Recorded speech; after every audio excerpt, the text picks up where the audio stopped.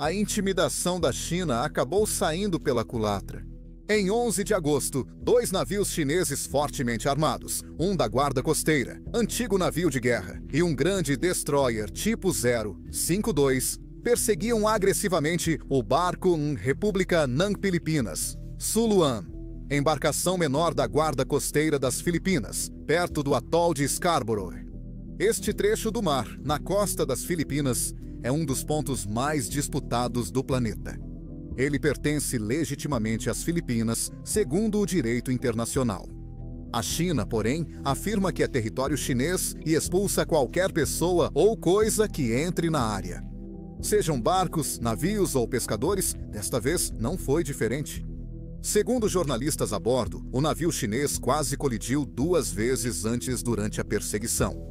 Na terceira tentativa de cercar o Suluan, o destroyer chinês, ansioso, tentou interceptá-lo rapidamente. Perdeu o controle e colidiu com seu próprio navio da Guarda Costeira, causando grande colisão. A parte mais louca é que as Filipinas não dispararam um único tiro nem agiram de forma agressiva.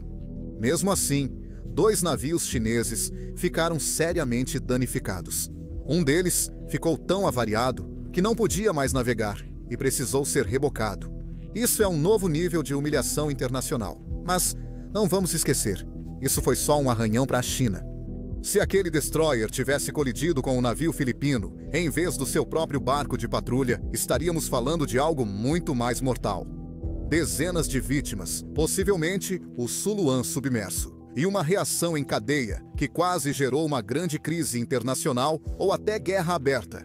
Todo mundo sabe que as Filipinas não têm condições de guerrear com a China. Essa é a realidade. E esse fato, bem aí, é exatamente no que Pequim está apostando enquanto tenta tomar o controle total do Mar do Sul da China. Em um momento, você vai ver por que a China está jogando um jogo perigoso ao intimidar não apenas 1 ou 2, mas mais de 5 países ao mesmo tempo. Como isso está quase chegando a um ponto de ruptura e por que as consequências podem ser graves. Mas antes, o que a China ganha com isso? Já fiz vários vídeos explicando por que o Mar do Sul da China é tão valioso econômica e estrategicamente. Não vou te entediar repetindo tudo. Se você é novo ou nunca viu esses vídeos, aqui está a versão resumida. Esse mar cobre cerca de 3,5 milhões de milhas quadradas e está repleto de inúmeras ilhas pequenas, recifes de coral e lagoas. As principais são as ilhas Spratly ao sul, Paracel ao norte e o atol de Scarborough a leste, além de outras na região. Cerca de 1/3 do transporte marítimo mundial passa por aqui. Em 2016, cerca de 3,4 trilhões de dólares em comércio passaram por essas águas. Hoje, esse número subiu para algo entre 5 e 7 trilhões de dólares por ano. O mar também está repleto de recursos. Segundo estimativas dos Estados Unidos da América, o Mar do Sul da China tem cerca de 190 trilhões de pés cúbicos de gás natural e 11 bilhões de barris de reservas de petróleo. A maioria desses campos de petróleo e gás confirmados fica mais perto do Vietnã e da Malásia. Por isso a China os assedia agressivamente perto de suas costas. E não esqueçamos os peixes. Este mar é um dos ambientes marítimos mais ricos do mundo. Milhões dependem da pesca diariamente para se alimentar, ganhar renda e sobreviver. Atualmente, essas águas pertencem legalmente a várias nações, cada uma pescando dentro de sua própria zona. Mas, se a China controlar totalmente o Mar do Sul da China, ela poderia literalmente manter países inteiros reféns ao restringir o acesso deles à comida. Por fim, há o valor estratégico. Especialistas chamam o Mar do Sul da China de Garganta do Pacífico Ocidental e do Índico. Quase todos os navios que levam petróleo e mercadorias do Índico à China, Japão e Coreia do Sul passam pelo Estreito de Malaca, próximo a Singapura. Para esses países, especialmente a China, o estreito é uma tábua de salvação. A China depende do petróleo do Oriente Médio, que passa por Malaca, tornando-se uma grande vulnerabilidade. Se a situação piorasse, uma marinha rival, como a dos Estados Unidos ou aliados, poderia bloquear Malaca e cortar o fornecimento de petróleo da China rapidamente. Se a China tentar tomar Taiwan, o estreito será por si a principal rota para forças navais ocidentais. Controlar esse mar permitiria que Pequim impedisse navios americanos de se aproximarem o bastante para intervir. Por isso Pequim é tão obcecada em dominar e controlar essas águas. Não apenas pelo gás, petróleo ou pescarias, mas também porque controlar o mar significa construir uma muralha estratégica, uma barreira protetora para manter ameaças longe das costas da China. Se acha importante mostrar o que ocorre quando nações pequenas enfrentam superpotências, curta e inscreva-se.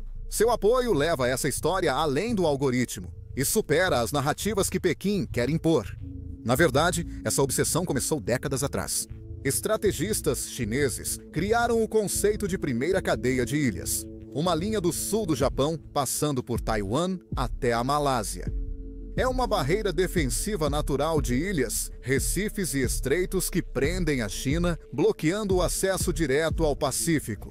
É como se a China estivesse cercada, com o oceano inacessível.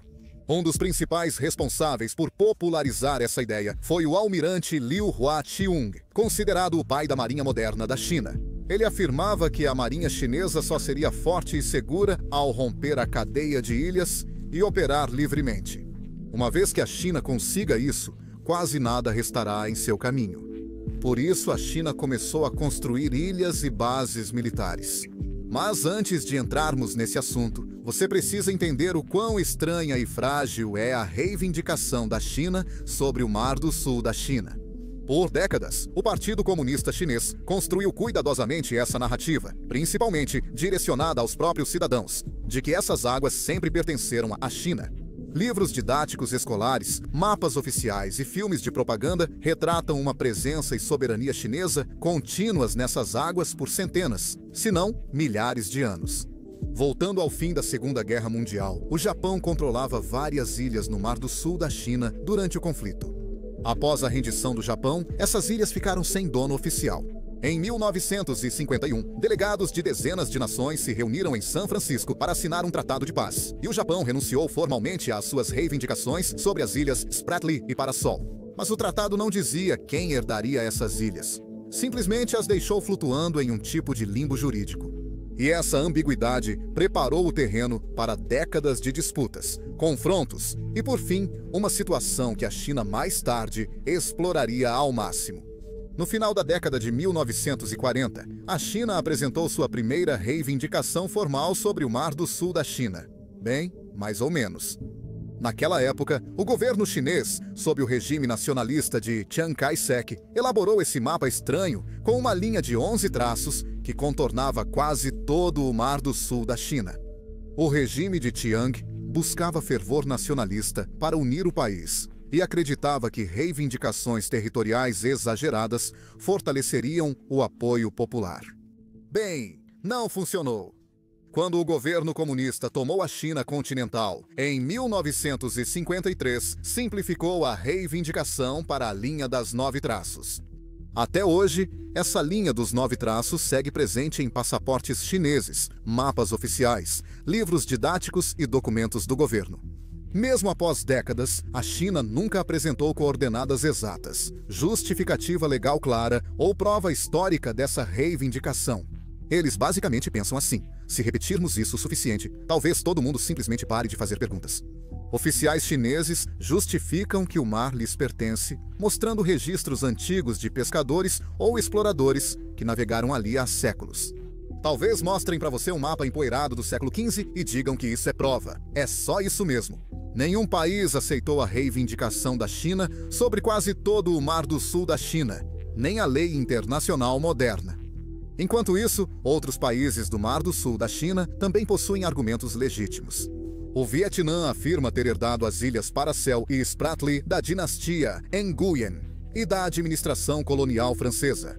As Filipinas reivindicam as Spratly pela proximidade e pela descoberta, destacando a exploração filipina de 1956, quando algumas enseadas foram anexadas como Grupo de Ilhas Kalayaan.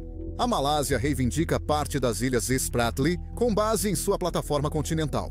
Brunei reivindica um recife em sua zona econômica exclusiva. Taiwan controla a maior ilha natural das Spratly, Ituaba. Aliás, você sabia que foi o governo de Taiwan que originalmente desenhou a linha de 11 traços antes de fugir para Taiwan? Assim como a China continental, Taiwan também reivindica quase todo o Mar do Sul da China. É realmente complicado. Mas observe algo. De todos os 6 reivindicantes, a China é literalmente o único que intimida consistentemente todos os outros para sustentar suas reivindicações. Porque a China só reivindicou isso após a Segunda Guerra Mundial. Antes, tinha questões mais urgentes. Primeiro, os japoneses invadiram brutalmente a China nos anos 1930, assumindo grandes áreas do país. Milhões de chineses morreram. Cidades destruídas levaram o país ao caos. A China mal controlava seu território continental, muito menos ilhas distantes no Mar do Sul da China. Então, logo após o fim da Segunda Guerra Mundial em 1945 e a retirada do Japão, a China mergulhou imediatamente em uma violenta guerra civil entre os nacionalistas de Chiang Kai-shek e os comunistas de Mao Zedong. A guerra civil durou 4 anos e devastou ainda mais o país. Ainda assim, mesmo nesse curto intervalo entre o fim da Segunda Guerra Mundial e a tomada do poder pelos comunistas, o governo nacionalista de Chiang conseguiu plantar uma semente, a linha de 11 traços. Mas, uma vez que Mao assumiu o controle em 1949, a China novamente mergulhou no caos. As campanhas desastrosas de Mao, o grande salto adiante e a revolução cultural destruíram o país de dentro para fora, com milhões passando fome e a sociedade entrando em colapso. Outros países da região ainda se recuperavam da Segunda Guerra Mundial. Essas pequenas ilhas, antes vistas como insignificantes, ganharam atenção após a descoberta de petróleo em 1968. Depois disso, tudo mudou. Uma pesquisa geológica patrocinada pelas Nações Unidas relatou possíveis reservas de petróleo escondidas sob o leito marinho do Mar do Sul da China. De repente, aquelas rochas sem valor passaram a atrair todos. Nos anos 1970, começou uma corrida acirrada. Países da região, após anos de guerra e pobreza, enxergaram chance de enriquecer. As Filipinas agiram rápido. Em 1976, já haviam achado petróleo próximo a Palawan, perto das Spratleys. O Vietnã convidou empresas estrangeiras para explorar suas águas costeiras, o que gerou disputa por território. E a China, onde estava? Eles observavam atentamente e aguardavam com paciência. A China não estava pronta, mas sabia o que queria. Após o governo caótico de Mao, restaram alguns problemas menores no país. Agora, ao ver outros países tomando territórios, a China percebeu que precisava agir para não ficar para trás. A marinha chinesa era fraca e mal patrulhava sua costa. Mas essa era uma oportunidade de ouro que a China simplesmente não podia deixar passar. Felizmente para Pequim, o momento não poderia ser melhor. O Vietnã do Sul, principal concorrente, enfrentava uma guerra civil brutal, com forças comunistas de Hanoi bombardeando suas cidades. As tropas americanas voltavam para casa enquanto o exército de Saigon tentava apenas sobreviver. A região estava distraída, vulnerável e pronta para ser conquistada. A China aproveitou a oportunidade nas Ilhas Paracel. As ilhas eram pequenas, áridas, cobertas de fezes de pássaros e cabanas antigas, mas tinham grande valor estratégico. Controlar as Paracel significava que a China poderia projetar poder naval e aéreo profundamente no Mar do Sul da China, e isso fazia com que valessem todo o risco. Em janeiro de 1974, uma pequena frota naval chinesa se aproximou das ilhas e encontrou navios de guerra do Vietnã do Sul já estacionados ali. A Marinha da China afundou um navio de guerra vietnamita e matou cerca de 74 marinheiros do Vietnã do Sul. O restante recuou, abandonando a ilha para a China, tornando as Ilhas Paracel território chinês. E quase imediatamente, a China fortificou sua nova conquista. Eles instalaram postos avançados fortemente militarizados e enviaram tropas. Para a China, foi uma vitória rápida sem reação internacional. Nem os Estados Unidos, da América principal aliado do Vietnã do Sul, agiram. Um confronto por ilhas distantes não valia outra briga, então os Estados Unidos da América ignoraram discretamente. A China mal acreditava na sorte.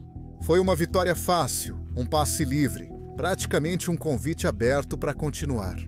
Mas para o Vietnã, foi uma humilhação profunda, que eles não esqueceram até hoje.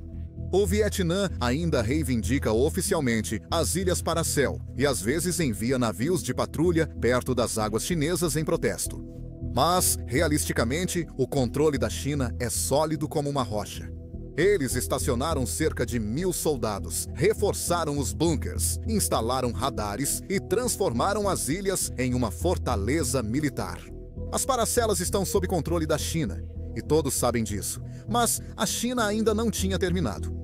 Nos anos 1980, suas ambições aumentaram e passaram a mirar as ilhas Spratly ao sul.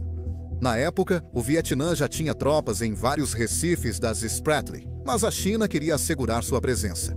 Então, em 14 de março de 1988, as forças navais da China e do Vietnã ficaram frente a frente perto do Recife Johnson Sul. Rapidamente, a situação passou de um impasse para um tiroteio. Em minutos, vários navios vietnamitas afundaram e 64 a 74 marinheiros morreram. A China novamente usou força para se impor em área disputada do Mar do Sul da China e conquistou novo território. Depois desse confronto, a China controlou mais recifes nas ilhas Spratly. Um deles era o Recife Fiery Cross, então apenas uma faixa de coral quase toda submersa.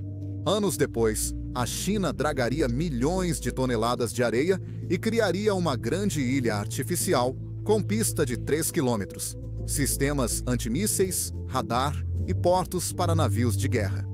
Essas ações agressivas nas décadas de 70 e 80 consolidaram a fama da China como o maior valentão da região, causando ressentimento geral. Até a China percebeu que atraía a atenção indesejada após as batalhas de 1974 e 1988. O mundo estava começando a observar de perto demais, e Pequim sabia que não poderia continuar tomando ilhas através de conflitos abertos. Os estrategistas chineses criaram uma tática discreta, chamada por especialistas de fatiamento de salame. É como cortar cuidadosamente fatias finas de território, pouco a pouco, reivindicando um recife aqui, estabelecendo um posto avançado ali, sempre de forma pequena o suficiente para parecer inofensiva, mas eficaz o bastante para gradualmente remodelar o controle sobre a região sem provocar uma reação internacional séria ou desencadear uma guerra aberta. O recente incidente de colisão de navios mostrado no início do vídeo exemplifica bem essa estratégia e gerou indignação. Esse pode ser um dos motivos de você ver este vídeo. Mas quanto tempo essa atenção vai durar? Algumas semanas? Depois, todos seguem em frente, enquanto a China discretamente amplia sua influência.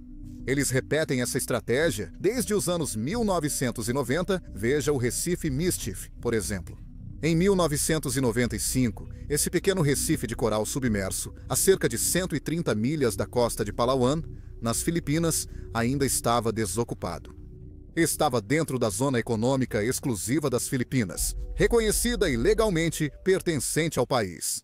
Não havia presença humana nem valor estratégico, pelo menos era o que parecia.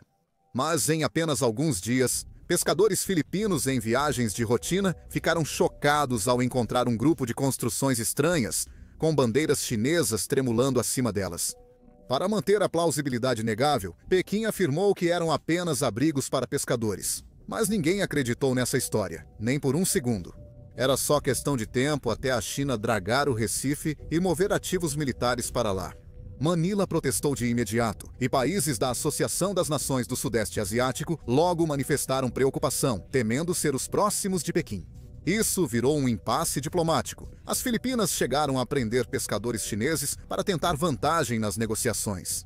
Após semanas de negociações, a China aceitou conversar sobre um código de conduta para aliviar a tensão. Mas os chineses nunca chegaram a deixar o Recife Mischief. Eles seguiram dragando areia, ampliando o Recife, construindo infraestrutura militar e fortalecendo sua posição. Quando as coisas finalmente se acalmaram, a China conseguiu abocanhar mais um pedaço estratégico de território, bem diante dos olhos de todos. Mais uma vez, eles ficaram impunes. Para piorar, a China passou a aprovar leis e emitir declarações para reforçar suas reivindicações. Em 1992, aprovaram a Lei sobre Mares Territoriais, declarando soberania total sobre as ilhas Paracel e Spratly, alegando direitos históricos desde a dinastia Han, há mais de 2.000 anos, mas, como sempre, sem apresentar provas ou evidências credíveis. Ao mesmo tempo, a China também estava ocupada, conversando amigavelmente com os países da Associação das Nações do Sudeste Asiático, discutindo algum tipo de código de conduta que supostamente acalmaria todos e evitaria conflitos. No papel, parecia muito bom, Mas na verdade foi apenas uma jogada inteligente da China para impedir que as outras 5 nações se unissem. A China também ganhava tempo. A Associação das Nações do Sudeste Asiático conseguiu persuadir a China a assinar uma declaração de conduta não obrigatória em 2002. Nela, todos concordaram em resolver disputas pacificamente, evitar ações agressivas e não ocupar novas ilhas ou recifes. Porém, a documento de ordem de crédito foi deixada vaga de propósito. Ela não tinha poder de aplicação, punição definida nem penalidade para países que violassem as regras. Por quê? Porque a China se recusou a assinar algo que limitasse sua liberdade de ação. Insistiram que fosse não vinculativo e totalmente voluntário, ou seja, ninguém poderia obrigar China ou outro país a cumprir. Esse era o objetivo. A China usou a documento de ordem de crédito para prolongar negociações sobre detalhes e redações, enquanto continuava a dragar recifes, construir pistas, estações de radar, bases militares e fortificar as ilhas sob seu controle. A Associação das Nações do Sudeste Asiático se tornou impotente, presa em um limbo diplomático, falando muito, mas sem agir para conter o avanço gradual da China. Além disso, a China usaria a estratégia de cenouras e bastões. Às vezes, Pequim encantava outros países com ofertas de cooperação, como quando Deng Xiaoping propôs o desenvolvimento conjunto, sugerindo que todos deixassem as disputas de lado e compartilhassem os recursos. Mas essa oferta exigia aceitar os termos chineses: aceite ou enfrente intimidação e assédio. O Vietnã aprendeu da pior forma. Após Hanoi recusar a proposta de Pequim, barcos de pesca e navios de guerra chineses passaram a invadir frequentemente águas vietnamitas, interferindo na exploração de petróleo e gás. Navios chineses colidiam com barcos de pesca vietnamitas, perseguiam embarcações de pesquisa e interrompiam agressivamente os levantamentos. Em 2011, navios vietnamitas, fazendo pesquisas sísmicas em sua zona econômica exclusiva, tiveram seus cabos cortados propositalmente por embarcações chinesas. 2 vezes em poucas semanas. Na mesma época, as Filipinas enfrentaram assédio semelhante. Barcos chineses impediram a exploração perto do Banco Reed, em Palawan, levando Manila a enviar caças para afirmar seus direitos. A estratégia da China é simples e muito eficaz. Em vez de disparar mísseis ou armas e arriscar uma guerra aberta, ela prefere usar embarcações da guarda costeira e navios disfarçados de barcos de pesca civis para assediar e intimidar outras nações. Especialistas chamam isso de estratégia do repolho. Entenda como é. A China lentamente cerca ilhas ou recifes disputados com camadas e mais camadas de navios. Primeiro vêm os barcos de pesca, que parecem inocentes, mas são operados por tripulações da milícia marítima que cercam agressivamente e ameaçam qualquer um que tente se aproximar demais. Atrás deles, a China posiciona embarcações maiores da guarda costeira. Logo atrás, navios de guerra fortemente armados patrulham silenciosos, prontos caso a situação piore. Quando alguém percebe e tenta protestar, os navios da China já estão lá há semanas ou meses, tornando sua presença algo normal. As reclamações soam fracas e a resistência inútil. Antes que percebam, a área já está sob controle da China, sem um tiro disparado. Em 2010, o ministro das Relações Exteriores da China, Yang Jiechi, afirmou diretamente a diplomatas do Sudeste Asiático que a China era maior e mais forte e que seus países eram fracos e insignificantes. Era simplesmente assim que as coisas eram. Foi uma mensagem humilhante, transmitida abertamente sem preocupação com gentilezas diplomáticas ou consequências. E se acha que isso já parece ruim, espere só. Pois não se compara ao que ocorreu com a chegada de Xi Jinping ao poder em 2013. Sob Xi Jinping, a intimidação chinesa ficou mais cruel, ousada e tão agressiva que o mundo não pôde mais ignorar. Lembra do Recife de Scarborough que citei? É onde os 2 navios chineses colidiram de forma constrangedora dias atrás. Em abril de 2012, uma fragata da Marinha das Filipinas avistou barcos de pesca chineses perto de Scarborough, supostamente coletando ilegalmente mariscos gigantes ameaçados e corais. Quando as Filipinas tentaram prendê-los, a China enviou rapidamente navios da guarda costeira, gerando um impasse acalorado. Durante semanas, os 2 lados trocaram insultos e manobras agressivas.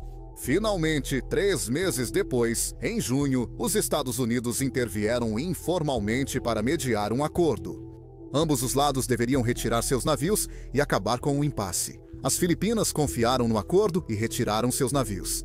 Mas a China nunca saiu. Em vez disso, a China enviou mais navios e bloqueou fisicamente a entrada da lagoa. Colocaram uma corda para impedir a entrada dos pescadores filipinos.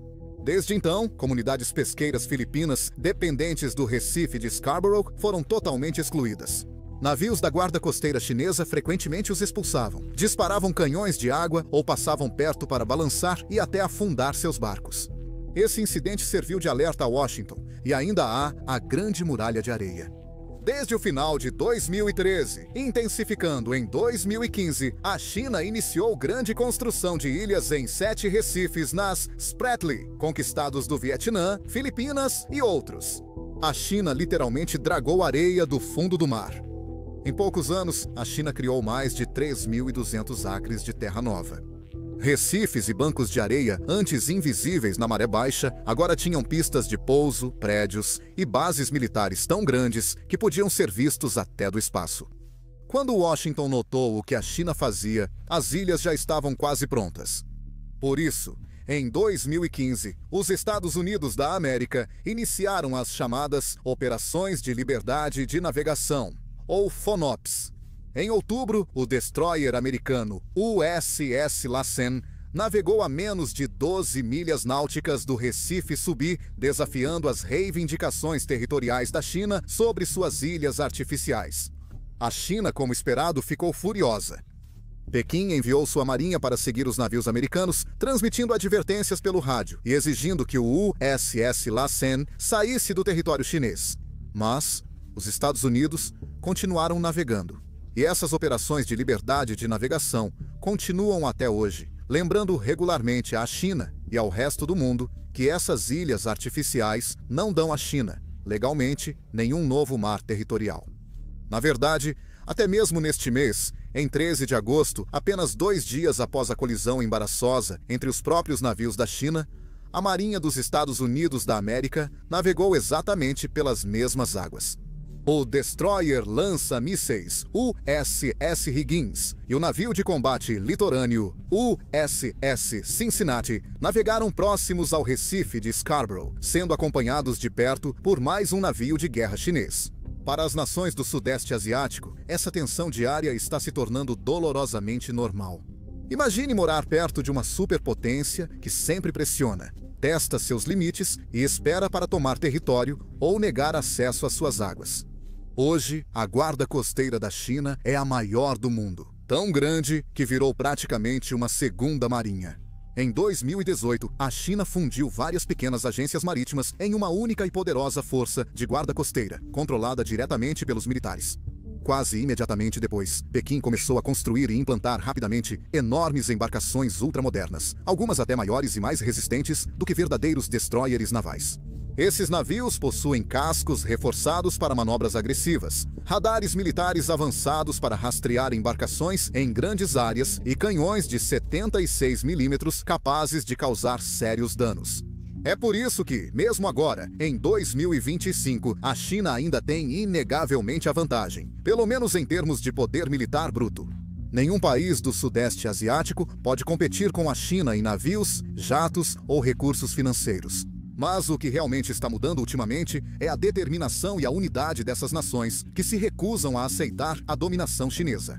Desde o Vietnã, fortalecendo seus postos avançados em ilhas, até as Filipinas, retomando sua aliança com os Estados Unidos, abrigando abertamente bases americanas novamente e convidando patrulhas conjuntas com países como Austrália e Japão, passando pela Malásia e Indonésia, que avançam com confiança em projetos de petróleo e gás. Apesar da interferência de Pequim, a região finalmente está se unindo contra a intimidação implacável da China. Táticas de intimidação da China funcionavam antes, pois outras nações temiam provocar o dragão e permaneciam em silêncio. Atualmente, em vez de intimidar e submeter os vizinhos, as ações agressivas da China fortalecem sua determinação. A verdade é que a China está ficando sem opções. Claro, eles ainda podem assediar, intimidar ou até mesmo bater em barcos de pesca, mas sempre param antes de um conflito militar aberto. Por quê? Até Pequim sabe que iniciar uma guerra real pode levar à intervenção dos Estados Unidos da América, forte reação internacional e possível isolamento econômico devastador. É justamente o cenário que a liderança chinesa quer evitar a todo custo. A hesitação da China em entrar em conflito aberto deu confiança a nações menores para reagirem com mais força. Claro, Pequim pode inundar a região com centenas de navios e aeronaves, mas ainda assim não consegue controlar totalmente a área, sem arriscar uma guerra que quer desesperadamente evitar. Por outro lado, esses países menores não conseguem expulsar completamente a China, mas, com certeza, podem negar a Pequim a vitória limpa e incontestada que ela tanto deseja. Sempre que a China exagera, abalroando barcos de pesca, disparando canhões de água ou lasers cegantes, só aumenta a resistência internacional e enfraquece sua própria posição estratégica. As alegações históricas da China, como mapas e relatos antigos, já foram totalmente refutadas pelo direito internacional. Nenhum país apoia a ideia de Pequim de tornar o Mar do Sul da China um lago chinês.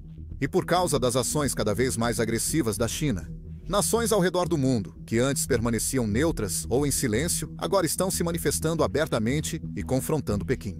Até os Estados Unidos, que há 10 anos faziam apenas patrulhas simbólicas, agora mantém presença militar rotacional mais permanente nas Filipinas.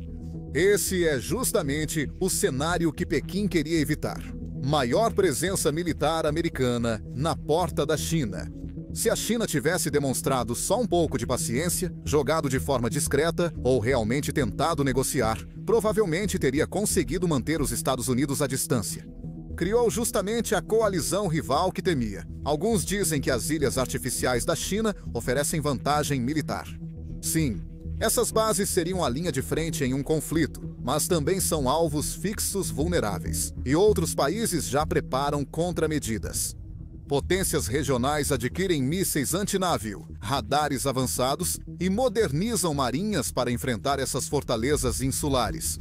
Os Estados Unidos e aliados mudaram táticas, priorizando operações dispersas, submarinos e armas de longo alcance para neutralizar bases chinesas em ilhas durante conflitos. Não são só os Estados Unidos. O avanço da China no Mar do Sul atraiu presença naval estrangeira inédita. Em 2021, o grupo de combate do porta-aviões Rainha Elizabeth da Grã-Bretanha navegou intencionalmente pelo Mar do Sul da China. Isso não teria ocorrido sem as provocações da China. A Índia tem aumentado o envio de navios de guerra pelo Mar do Sul da China, em parte para sinalizar a Pequim. Ao tentar remodelar a região sozinha, a China acabou estimulando uma coalizão global para conter suas ambições. Se a China seguir assim, é quase certo que haverá mais confrontos. Não exatamente uma guerra aberta, mas frequentes riscos, incidentes no mar e impasses perigosos. Simplesmente não há indicação de que a China pretende recuar. Na verdade, é exatamente o contrário. Há poucos anos, a China aprovou uma nova lei, permitindo que seus navios da guarda costeira usem armas em áreas que ela reivindica como suas águas, sempre que decidir que sua soberania está em risco, o que basicamente significa sempre que ela quiser. Infelizmente, isso nos leva a concluir que a China sempre foi e continua sendo valentona. E ela vai continuar se comportando assim, a menos que alguém finalmente reaja com força suficiente para pará-la. No fim, é preciso perguntar: o que a China realmente ganhou com tanta intimidação? Eles conquistaram milhares de acres de ilhas artificiais e acesso a grandes reservas de petróleo e gás. Mas manter essas ilhas é caro. Algumas já afundam, outras erodem. Em caso de guerra, serão grandes alvos esperando ataques. Eles expulsaram os pescadores, mas as populações de peixes na região já estão entrando em colapso de qualquer forma. Quando se trata de petróleo e gás, a China mal tocou neles. Mas, sinceramente, quem quer fazer parceria com um valentão que pode te apunhalar pelas costas a qualquer momento? A maioria das perfurações na China ocorre próxima à sua costa. As reservas profundas no disputado Mar do Sul da China seguem quase intocadas devido à tensão e desconfiança geradas por Pequim. Se a China seguir intimidando vizinhos, pagará caro. Que preço seria esse? Um conflito devastador que acabe com décadas de crescimento econômico, inclusive da China? Possivelmente uma corrida armamentista sem fim ao longo de suas fronteiras, sugando recursos que seriam melhor utilizados para melhorar o bem-estar interno? Ou talvez só instabilidade e desconfiança constantes em uma região que a China quer dominar. Há um ditado: vencer todas as batalhas não garante ganhar a guerra. É o caminho que a China segue agora. Ela ganhou várias batalhas no Mar do Sul da China. mas está perdendo a guerra por influência, estabilidade e confiança regional. O medo pode manter países menores em silêncio por um tempo, mas só o medo é fraco. Quem você intimida pode encontrar protetores, se unir e isolar o agressor. Obrigado por assistir.